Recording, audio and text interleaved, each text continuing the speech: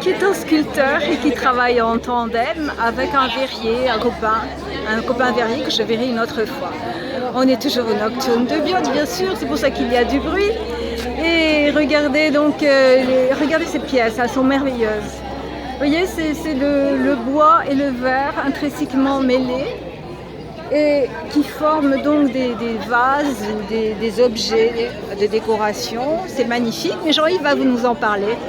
Bon, Jean-Yves, donc tu es là depuis une dizaine d'années. Bonsoir.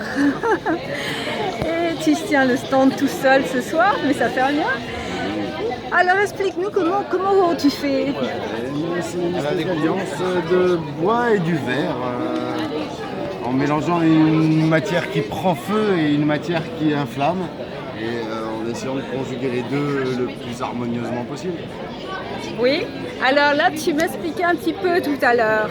Alors là c'est une pièce de bois qui a été encastrée dans une pièce de verre en fusion, et qu'on a essayé de solidifier, désolidariser, et qu'après on a replacé sur son socle.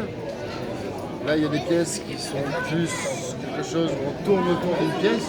Oui. Là il y a des vases. C'est quand même très sensuel comme forme. Hein. Alors on essaye. Ah oui. Que ce soit l'olivier a souvent la texture de la peau. Oui. Donc ça a souvent des rapports un peu charnels.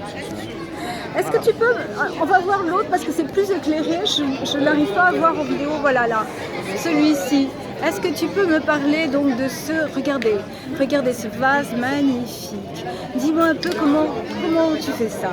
Donc d'abord. La construction, on façonne un vase en olivier qui va ressembler à ceci. Oui.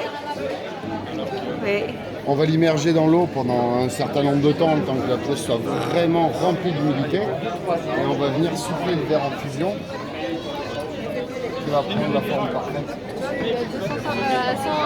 Donc après 48 heures d'attente dans un four de recuisson pour attendre que la pièce en verre soit stable, on réadapte les deux pièces, enlevant les parties brûlées, on sert de moule.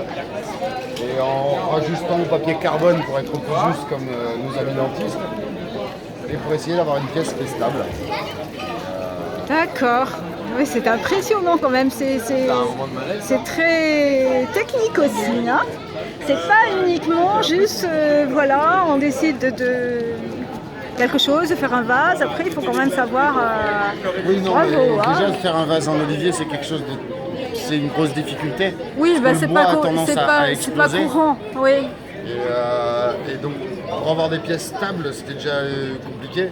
Et avoir des pièces stables qui peuvent résister à l'eau et au feu, ça commençait à devenir vraiment technique. Et après, le verrier est un grand technicien aussi. Donc, il arrive toujours à s'adapter à la folie de l'instant ou à la folie de la création. Tu en parles merveilleusement bien. Restreint par des limites, quelles qu'elles soient. Oui, bah écoute, c'est magnifique, donc je te souhaite vraiment une très bonne continuation. Enfin, je sais que le nocturne s'arrête, mais ça fait rien, toi tu vas continuer dans l'atelier à Biot. Et je vais venir vous voir tous les deux. Hein, je verrai ton copain et je te dis donc à très bientôt. Je marquerai toutes tes coordonnées donc en bas de la vidéo. Au revoir, Jean-Yves, à bientôt. Ciao, merci.